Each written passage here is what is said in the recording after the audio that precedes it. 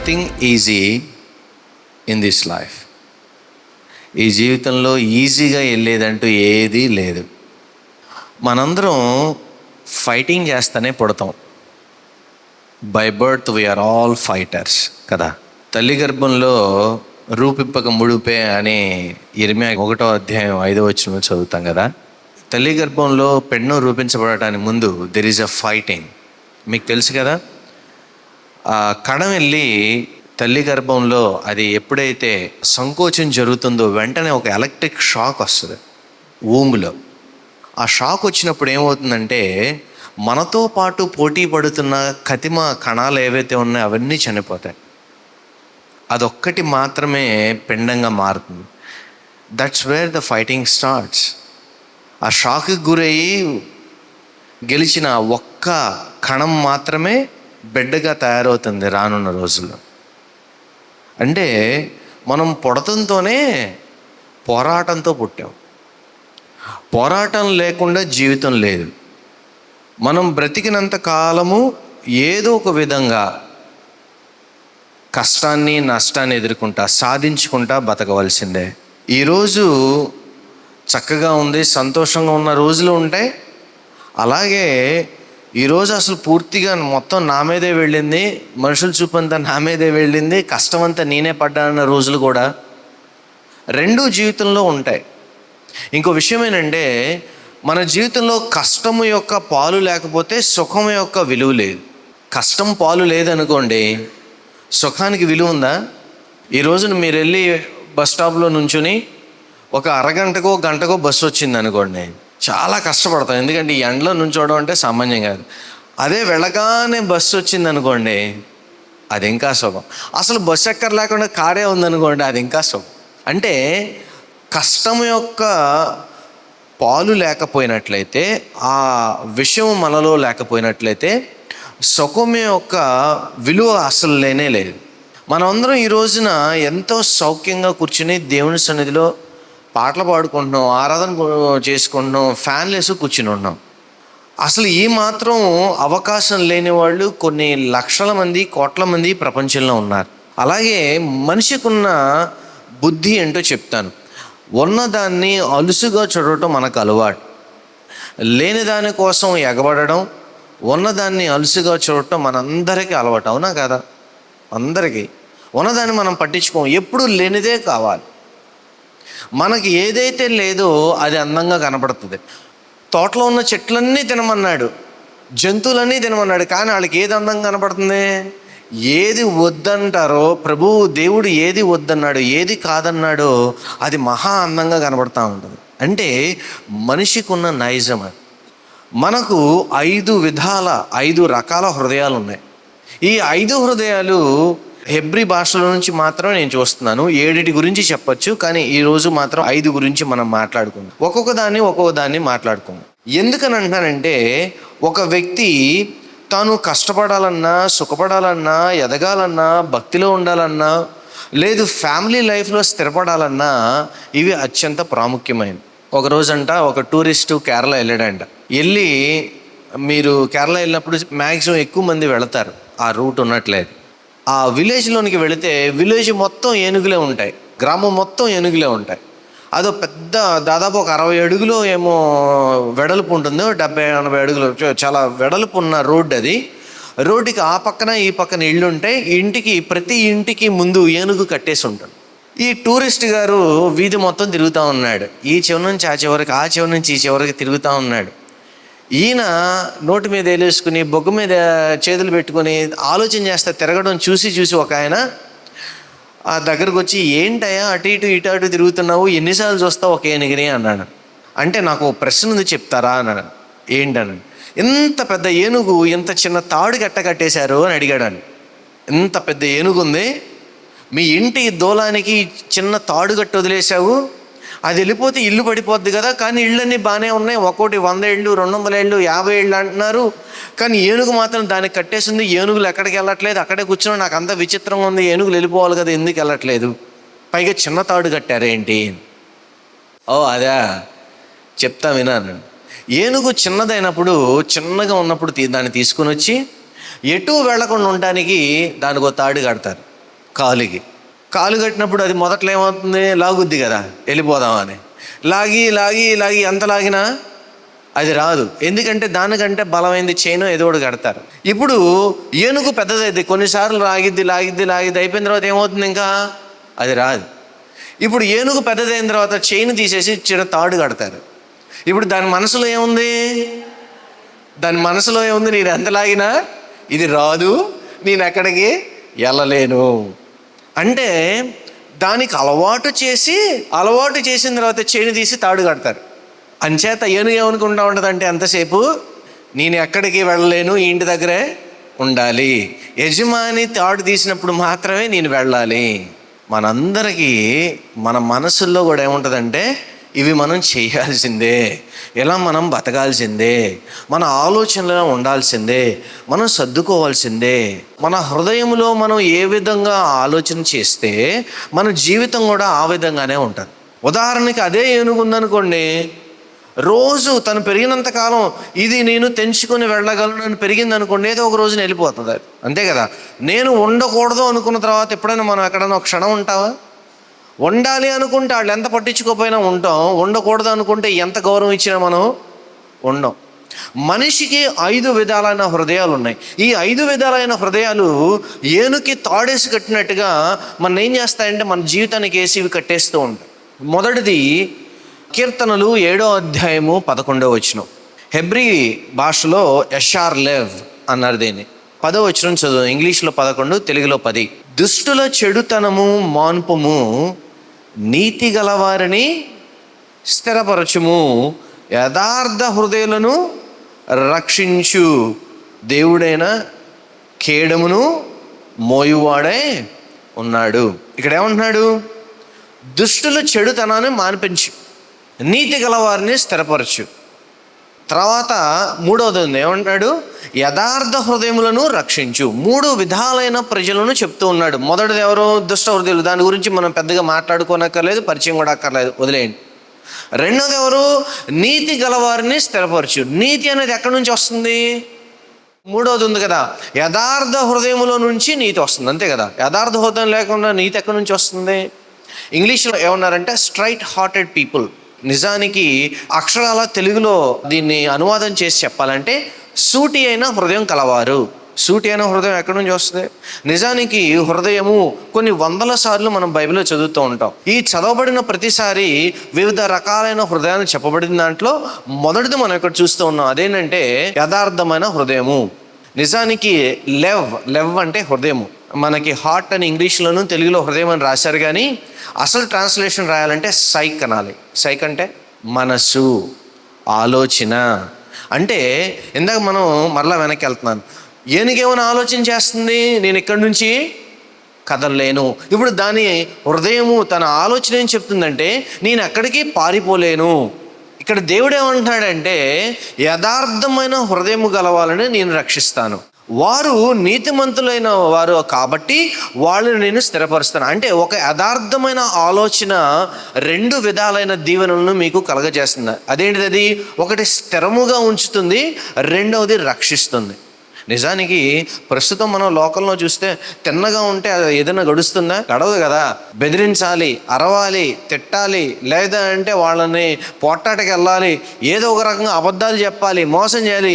ఇలా చేస్తేనే మనం బ్రతకగలము అన్న విధానంలో ఈ రోజున మనకు చూపించబడుతుంది. కానీ గుర్తుపెట్టుకోండి, దేవుని యొక్క ప్రిన్సిపల్స్ ఏవైతే ఉన్నాయో అవి పూర్తిగా ఈ లోకమునకు సంబంధించినవి కావు, విరుద్ధముగా ఉంటాయి. మొదటిది ఏమనుకున్నాము? యథార్థమైన హృదయములు కలవాలని దేవుడు రక్షిస్తాడు. అలాగే వారు నీతిమంతులు అవుతారు కాబట్టి దేవుడు వారిని స్థిరపరుస్తాడు. మీరు యథార్థముగా ఆలోచన చేసినప్పుడు మీకు ఎంత ఆనందం కలుగుతుందో గుర్తుపెట్టుకోండి. మీ యథార్థమైన ఆలోచన లేదు మనస్సులో వచ్చినప్పుడు దేవుడు దాన్ని ఆశీర్వచనంగా మారుస్తుంది. దేవుడు ప్రతిసారి వచ్చి దీవించనక్కర్లా, అది వాక్యంలోనే ఉంది. ఉదాహరణకు మనము మామిడి టెంక పాతామనుకోండి, మామిడి చెట్టు పాతితే ఏమొస్తుంది? జాంకాయలు వస్తాయి కదా. మామిడి టెంక పాతితే జాంకాయలు వస్తాయి కదా, మనకి రావా? ఏమొస్తాయి? అలాగే యథార్థ హృదయము మీరు విత్తినప్పుడు దేవుడు దానిలో ఇచ్చిన దీవెన ప్రకారం ఏమొస్తుంది? మీకు రక్షణ. ఒక విషయం చెప్తానండి, పౌలు అంటాడు, ఒకే దేవుడు, ఒకే బాప్తిస్మము, ఒకే నమ్మకము, ఒకే విశ్వాసము అంటాడు కదా. నేను అంటాను, మీ ఒక ఆలోచన మీ కుటుంబానికి కూడా ఒక దారిని అవుతుంది. మీ కుటుంబాన్ని రక్షించేది, కాపాడేది, స్థిరపరిచేది ఎక్కడి నుంచి మొదలవుతుంది తెలుసా? మీ ఆలోచనల నుంచి, మీ యథార్థమైన హృదయముల నుంచి, మీ నీతి కలిగిన ప్రవర్తనల నుంచి దేవుడు మిమ్మల్ని బట్టి మీ కుటుంబాలని దీవిస్తారు. దానికి కొన్ని వందల ఉదాహరణలు మనం చెప్పుకోవచ్చు. ఏమండి, మీ ప్రార్థనలు మీ కుటుంబాన్ని రక్షిస్తూ ఉన్నాయి. మనం చేసే ప్రార్థనలు ఈ ప్రాంతాన్ని రక్షిస్తూ ఉన్నాయి. కొంతమంది అడుగుతూ ఉంటారు, క్రైస్తవులు అట్లాంటి వాళ్ళు, ఇట్లాంటి వాళ్ళు, అది ఇది, ఆ కులం ఈ కులం, లేకపోతే వాళ్ళు అలా చేస్తారు, ఇలా మాట్లాడతారు, వాళ్ళు విచిత్రంగా ప్రవర్తిస్తూ ఉంటారు, ఇవన్నీ చెప్పుకుంటూ ఉంటారు. కానీ నేను అంటాను, అవన్నీ తీసి పక్కన పెట్టినట్లయితే అసలు క్రైస్తవు చేసిన ఏమీ లేవా ఈ ప్రపంచానికి, ఈ దేశానికి, ఈ ప్రాంతానికి? ఉన్నాయి కదా. హాస్పిటల్స్ ఉన్నాయి, వాళ్ళు చేసిన గొప్ప గొప్ప పనులు ఉన్నాయి, స్కూల్స్ ఉన్నాయి, ఎడ్యుకేషన్ ఉంది. ఈ రోజుల్లో ఎడ్యుకేషన్, ఇంగ్లీష్ ఎడ్యుకేషన్ అంటే మనం మిషనరీ స్కూల్స్ అని మాట్లాడుకునేవాళ్ళం ఒకప్పుడు, అవునా కదా? అంటే ఇవన్నీ క్రైస్తవులు వారి నీతిలో నుంచి ప్రజలకు సహాయము చేయాలని చేసిన ఈ రోజును చూడండి. అలా చేయబట్టి మన ప్రాంతము, మన దేశము, మన రాష్ట్రము ఎంత ఉన్నత స్థితిలో ఉందో. కాబట్టి మనము యథార్థ హృదయములు అయినట్లయితే, మనము నీతిమంతులైనట్లయితే, మనల్ని బట్టి దేవుడు మన పిల్లలను, మన సంతానాన్ని, మన తరాలను దేవుడు దీవించేవాడు అన్నాడు. హల్లెలూయా. నేను నీతిగా ఉంటే ఏమొస్తుంది అనుకునేట్లయితే, మీతో పాటు మీరు అన్యాయంగా సంపాదించిన, అబద్ధం చేసి సంపాదించిన ఏ సొమ్ము మీకు నిలకడగా ఉండదు. ఏదో ఒక విధంగా మీకు కాకపోతే మీ పిల్లలకు ఏదో ఒక రకంగా ఇబ్బంది అవుతుంది, కానీ ఏ రకంగానూ మనకు దీవెన కాదని ఒకసారి నేను మీకు తెలియజేస్తున్నాను. కాబట్టి నీతి గలవారిని స్థిరపరచును, యథార్థ హృదయములను ఆయన రక్షించువాడే ఉన్నాడు. రెండవది, యెహెజ్కేలు గ్రంథము 3వ అధ్యాయము 7వ వచనం. ఇక్కడ వాడబడిన పదం ఏంటంటే కషేలేవ్, అంటే ఏంటంటే స్టబ్బర్న్ పర్సన్. యెహెజ్కేలు గ్రంథము 3వ అధ్యాయము 7వ వచనం. అయితే ఇశ్రాయేలీలందరూ సిగ్గుమాలిన వారును కఠిన హృదయులనై నేను చెప్పిన మాటలు నాలకింపనొల్లక ఉన్నారు గనుక నీ మాటలు విననొల్లరు. మొదటిదేమో యథార్థమైన ఆలోచనలు, అంటే నీతిమంతుల ఆలోచనల గురించి మాట్లాడితే, రెండవ రకమైన ఆలోచన లేదు హృదయం ఏమంటున్నాడు ఇక్కడ? కఠినమైన హృదయము. నేను ఒక విషయం చెప్తాను వినండి. కఠినమైన హృదయము అంటే మనం కొంతమంది దగ్గర మెత్తగానే ఉంటాం, కానీ కొన్ని విషయాలు కొంతమంది దగ్గర కఠినంగా ఉంటాం. వాళ్ళు ఏం మాట్లాడండి మీకు తప్పుగానే వినబడుతుంది. అది కఠినమైన హృదయం అంటే. వాళ్ళు ఎంత చక్కగా చెప్పండి మీకు విసుక్కున్నట్లే ఉంటుంది. వాళ్ళు ఎంత ప్రేమించనివ్వండి మీకు అనుమానంగానే ఉంటుంది. అటువంటి కఠినమైన హృదయము మన అందరిలో ఉన్నమాట వాస్తవము. ఎందుకంటే ఎదుటి వ్యక్తి చేసిన అవమానమును బట్టి, ఎదుటి వ్యక్తి చేసిన మోసమును బట్టి మనలో కొంత కఠినత్వం గూడు కట్టుకుని ఉంటుంది. క్రైస్తవులుగా మనకు అది చేయకూడని పని.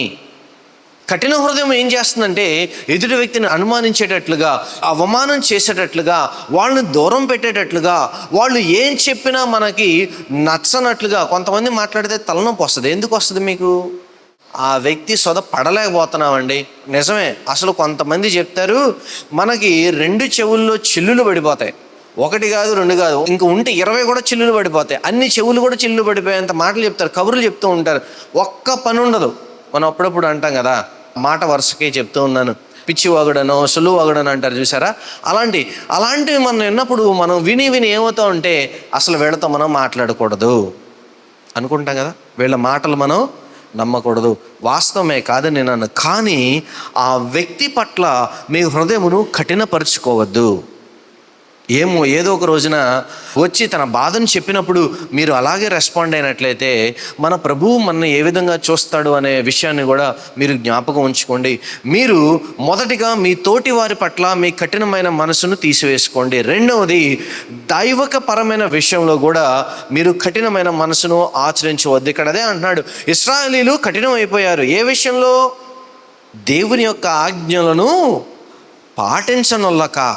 నిన్ను వల్లే నీ పొరుగు అని ప్రేమించు, పూర్ణ హృదయంతో నీ దేవుని విని విని విని విని ఏమవుతుందంటే అలవాటు పడిపోయి అలవాటులో నుంచి కఠినమైన హృదయం వచ్చే అవకాశం ఉంటుంది. కాబట్టి మీ హృదయమును చెక్ చేసుకోండి. గుర్తుపెట్టుకోండి, మీరు ఎదుటి వ్యక్తి యొక్క బాధకు స్పందించకపోయినట్లయితే, ప్రపంచంలో జరిగే వాటికి మీ మనస్సు నొచ్చుకోకపోయినట్లయితే, మరి సున్నితంగా మీ మనస్సు లేనట్లయితే, పరిశుద్ధాత్ముడు మీలో నుంచి మీ మనస్సుతోనూ మీ ఆలోచనలతోనూ మీ వ్యక్తిత్వంతోనూ మాట్లాడకపోయినట్లయితే మీ హృదయము కఠినపరచబడుతూ ఉంది. అది హెచ్చరిక. అప్పుడు నన్ను అడగనివ్వండి ఈ ప్రశ్న: మీలో దేవుని మాట ఎంతమంది మీకు తెలుస్తుంది? దేవుడు మీ మనసుతో మాట్లాడినప్పుడు దేవుడు నాతో మాట్లాడుతున్నాడని మీలో ఎంతమంది గ్రహించగలుగుతూ ఉన్నారు? ఒకవేళ మీ గ్రహింపుకు రాకుండా ఉండినట్లయితే మీ మనసు కఠినపరచబడుతోంది. దాన్ని మీరు జాగ్రత్తగా చూసుకోవాల్సిందిగా మనవి చేస్తున్నాను. రెండోది అయింది. మూడోది 16:5 గెవాహ్ లెవ్ అంటే యారగంట్ పర్సన్ అన్నమాట. గర్వ హృదయులందరూ యెహోవాకు హేయులు, నిశ్చయముగా వారు శిక్ష నొందుదురు. మూడవ విధమైన హృదయం ఏంటంటే గర్వమైన హృదయం. కొంతమందికి గర్వం ఉంటుంది. ఎంతటి గర్వం అంటే పక్కన వాళ్ళు మాట్లాడుతుంటే కనీసం సమాధానం కూడా చెప్పరు, లేదు వాళ్ళని కనీసం పట్టించుకోరు, మనుషుల్ని మనుషులుగా చూడరు. కొంతమంది ఎంత గర్వంగా మాట్లాడతారంటే అసలు ఎదుటి వాళ్ళని మనుషులుగా కాకుండా ఏదో పురుగుల్లాగానో చీమల్లాగానో లేదు తగ్గించి మాట్లాడుతూ ఉంటారు. మన తోటివారు వాళ్ళు ఏ పనిలో ఉన్నా, ఏ పని చేస్తూ ఉన్నా, వాళ్ళు ఎటువంటి వాళ్ళైనా గుర్తుపెట్టుకుంటే సంఘమునికి వచ్చినప్పుడు మనం అందరము సమానము. దేవుని కుటుంబంలో మనం అందరం ఏకమై ఉన్నాం కాబట్టి ఇక్కడ కులమతాలు, కష్టాలు లేదా ధనవంతులు, ధనము లేనివారు అన్న విషయాలు కాకుండా మీరు మీ తోటివారిని తోటివారులుగా గౌరవించవలసిందిగా మనవి చేస్తున్నాను. ఒకవేళ అలా గౌరవించకపోయినట్లయితే అది గర్వాంధులై ఉండటమే, గర్వ హృదయంగా ఉండటమే. ఏమండి, మనందరికీ తెలుసు నాశనానికి ముందే నడుస్తుందంట, గర్వము నడుస్తుంది. గర్వము ఎట్టి పరిస్థితుల్లోనూ సరైన విషయము కాదు. నేను వినయ మనస్కుల వారి ప్రార్థనను ఆలకిస్తాను, వినయ మనస్కుల వారి హృదయంలో నేను ఉంటాను, వారి హృదయంలో నేను నివాసం చేస్తాను అన్నాడు. కానీ గర్వ హృదయంలో నేను ఉంటానని చెప్పాడు ఎక్కడన్నా? ఏమండి, దేవుడికి లేని గర్వం మనకి ఎందుకు చెప్పండి? నాకు అర్థం కాదు. దేవుడుగా ఉండటానికి కాకుండా మనిషిగా దిగి వచ్చిన ఆయనే అంత హంబుల్గా ఉండినట్లయితే, అంత చక్కటి నెమ్మదైన వినయమైన హృదయాన్ని చూపిస్తున్నట్లయితే, ఈ రోజుండి రేపు పోయే 80 సంవత్సరాలు మాత్రమే ఉండే మనకి ఎందుకు అంత గర్వం?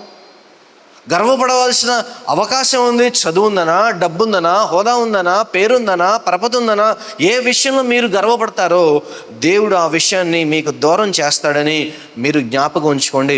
ఒక రోజున ఒక ఆయన కూర్చుని మరి తీర్పు కూర్చున్నాడంట. కూర్చోగానే ఆయన తెల్లటి వస్త్రాలు చూసి, అసలు మీరు తీర్పు అండి సూపర్ చెప్పారండి, మీరు తీర్పు చెప్తే దేవుడు చెప్పినట్టే ఉందని అన్న. అందరూ అంటే బాగా హృదయం బాగా గర్వించబడిందట.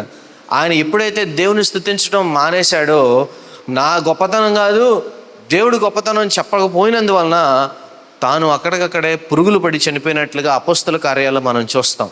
కాబట్టి గర్వ హృదయం అనేది అత్యంత ప్రమాదం. ఒకరోజు నెబుకద్నెజరు కూడా ఇదే సందర్భం ఎదురవుతుంది. అప్పుడు దేవుడు అతన్ని శపిస్తే ఏమవుతుంది? కొమ్ములు వస్తాయి రాజుకి. ఆ సందర్భం మీకు గుర్తుందా? గర్వాంధుడైనందున నెబుకద్నెజరు రాజరికం వదిలి ప్రపంచాన్ని జయించిన రాజు చివరికి వెళ్ళి అరణ్యంలో బతకవలసిన విషయం ఏర్పడింది, సందర్భం రావాల్సి వచ్చింది. కాబట్టి గర్వ హృదయము అంత సరైనది కాదు, అసలు ఏ మాత్రము ఉండకూడనది అని మీరు ఎంత తగ్గి ఉంటే, ఎంత వినయంగా ఉంటే అంత మంచిది. ఏమంటే తగ్గి ఉన్నవాడు తక్కువ వాడేం కాదు. అలా అయినట్లయితే మన ప్రభువు కూడా తగ్గి ఉన్నాడు కదా, ఆయన తక్కువవాడా చెప్పండి? యవనస్తులైన వారికి ప్రత్యేకంగా నేను చెప్తాను, అదేంటంటే మాటకు మాట సమాధానం చెప్పడం గర్వములో నుంచి వచ్చేది. పెద్దలు చెప్పిన దానికి విని ఆ మాటకు తగ్గట్లుగా కాస్త మీ తప్పు లేకపోవచ్చు, ఒక్కోసారి మీ తప్పు ఉండొచ్చు, మిమ్మల్ని అర్థం చేసుకోవచ్చు. అయినప్పటికీ అది ఏ సందర్భం అయినప్పటికీ కొద్దిగా నోటిని సంభాళించుకుని మాట్లాడడం అనేది యవ్వనస్తులకి అత్యంత మీకు ప్రాముఖ్యంగా మంచిదని చెప్తూ ఉన్నాను. గర్వ హృదయములో నుంచి మాటలు ఎక్కువ వస్తాయి. గర్వ హృదయములో నుంచి ఎదుటి వాళ్ళని తక్కువ చేసి మాట్లాడతాం. గర్వ హృదయములో నుంచి నేనేం తక్కువ అన్న ఆలోచనల నుంచి విపరీతమైన మాటలు, సందర్భాలు వస్తాయి. అవి మిమ్మల్ని మాత్రమే కాక మీ తోటి వారిని కూడా బాధపడతాయని మనవి చేస్తూ ఉన్నారు. తర్వాత 4వది కీర్తనలు 12వ అధ్యాయము 3వ వచనం. దీన్ని హిబ్రీలో ఏమన్నారంటే లెవ్ వాలెవ్ అంటే ఏంటంటే heart to heart. Heart to heart అంటే డబల్ హార్ట్, లేదా ద్వంద్వ మనస్కు, ద్విమనస్కు అంటాం కదా, అది అనుకోండి, ద్వంద్వ హృదయం. యెహోవా ఇచ్చకములాడు పెదవులన్నిటినీ, బెంకములాడు నాలుకలన్నిటినీ కోసివేయును. ఎందుకు మాట్లాడేవాళ్ళు అసలు ఎందుకు మాట్లాడతారు? ఏమండి, ఇచ్చకాలు మాట్లాడేవాళ్ళు, మాకు అంత ఉందో తెలుసా, అసలు నేనంటే ఏమనుకుంటున్నావు, నేను లేనిది అసలు ఇదంతా లేదు, నేను చేయకపోతే పని అవుద్దా, అసలు నేను చెప్పకపోతే ప్రసంగమే కాదు, నేను లేకపోతే ప్రార్థనే కాదు, నేను పాడకపోతే పాటే కాదు, ఇట్లాంటివన్నీ మనం సంఘంలోనూ లేకపోతే బయట మాట్లాడుతూ ఉంటాం కదా. అయితే ఉండొచ్చు, కాదని కాదు, కానీ మనం అనకూడదు ఆ మాట మన పక్కన వాళ్ళని. 3వ వచనం, యెహోవా ఇచ్చకములాడి పెదవులన్నిటినీ, బెంకములాడు నాలుకలన్నిటినీ కోసివేయను. వాళ్ళు ఎందుకు మాట్లాడతారు? 4వ వచనంలో ఉంటుంది, మా నాలుకల చేత మేము సాధించదము, పెదవులు మావి, మాకు ప్రభువు ఎవడని వారు అనుకుంటారు. ద్వంద్వ మనస్సు, ద్విమనస్సు, ద్వంద్వ హృదయం, 2 విధాలైన హృదయాలు. అంటే ఇక్కడికి వచ్చినప్పుడు ఒకలాగా, బయటికి వెళ్ళినప్పుడు ఒకలాగా. మనకంటే పైన ఉన్న వాళ్ళ దగ్గరేమో వంగి ఉండడం, మనకంటే కింద ఉన్న వాళ్ళ దగ్గరేమో బెంకములాడి గొప్పలు చెప్పి మరి డంబములాడి మాట్లాడడం. 2 విధాలైన హృదయాలు ఉండటం కూడా మంచిది కాదు. మీ క్రింద ఉన్న వాళ్ళ దగ్గరైనా, మీ తోటి వాళ్ళ దగ్గరైనా, మీ పై వాళ్ళ దగ్గరైనా మీరు ఒకే రకంగా ఉండండి. మీ మాట ఒకే విధంగా ఉంచుకోనండి. మీ ప్రవర్తన ఒకే విధంగా ఉండినట్లయితే అది మిమ్మల్ని గొప్పవారిని చేస్తుంది. గుర్తుపెట్టుకోండి, ఇది వ్యక్తిగతమైన విషయం. మీకు చెప్తా ఒకటి. కొంతమందికి మనం ఎదిగితే కష్టం, కొంతమందికి సంతోషం. మన ఎదుగుదల చూసి మన ముందు పొగిడే వాళ్ళు ఉంటారు, మనం సంపాదిస్తే పొగిడే వాళ్ళు ఉంటారు, మనం ఏదైనా కొనుక్కుంటే పొగిడే వాళ్ళు ఉంటారు, సంతోషించే వాళ్ళు ఉంటారు. అదే సందర్భంలో అదే వ్యక్తి వెనక్కి వెళ్ళి కుళ్ళుకునే వాళ్ళు ఉంటారు. అది 2 విధాలైన మనసు. మీకు అర్థం అవుతుంది కదా. మనలో కూడా ఈ బలహీనత ఉంటుంది. ఎవరో గురించి ఎందుకు, మనలో మీ తోటి వారు ఏదన్నా పడితే మీకు మనసు కొంచెం కష్టం అనిపించింది అనుకో, దాన్ని అసూయ, ఈర్ష్య అంటారు. మీకు పెద్దగా దాని గురించి పరిచయం లేకపోతే నేను చెప్తే దాన్ని ఏమంటారు? అసూయ. అది కూడా 2 మనసులే. మీరు మంచివారే, అది మంచి మనసు. రెండోది, మనకి అసూయ ద్వేషాలు ఉన్న మనసు కూడా మనలో. అయితే వాటిలో నుంచి మనం ఏం చేయకూడదంట, ఇచ్చకములు ఆడకూడదు, బెంకాలుగా మాట్లాడకూడదు, నా నాలుగుతో నేను సాధించుకుంటానని కూడా అనుకోకూడదు. 2 విధాలైన మనసులు మంచివి కాదు. వాటిల్ని మీరు కంట్రోల్ చేయండి. ఎప్పటికప్పుడు మీ బలహీనతలను మీరు కంట్రోల్ చేస్తూ ముందుకు వెళ్ళాలి.